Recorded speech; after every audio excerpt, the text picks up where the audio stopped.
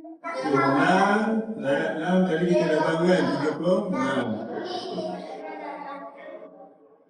Kalau kita pergi kedai, satu barang tu RM6. Kita pergi kereta lah. Jangan guli lah tu jatuh jauh sangat.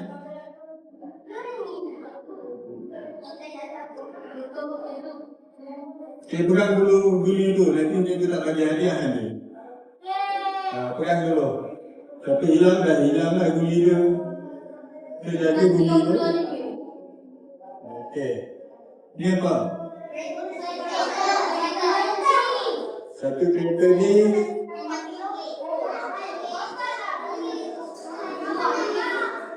satu kereta RM6. Tapi kita ada kawan-kawan 6 orang.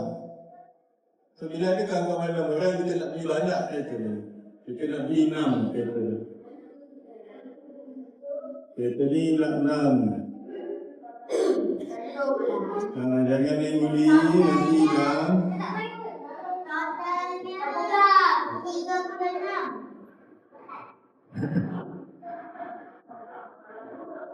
Banyaknya kereta ni.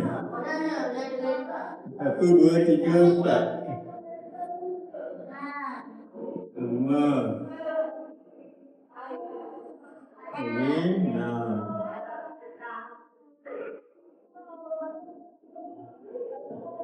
Bunyi gini bila apa?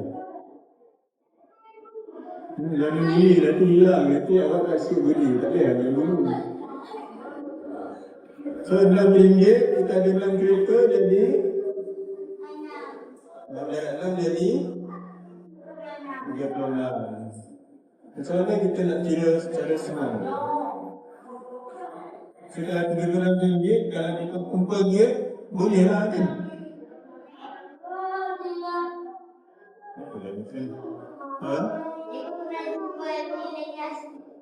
Sini Yasin.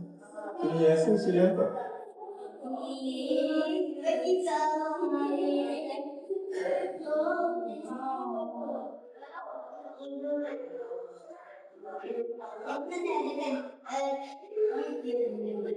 Ada sini Yasin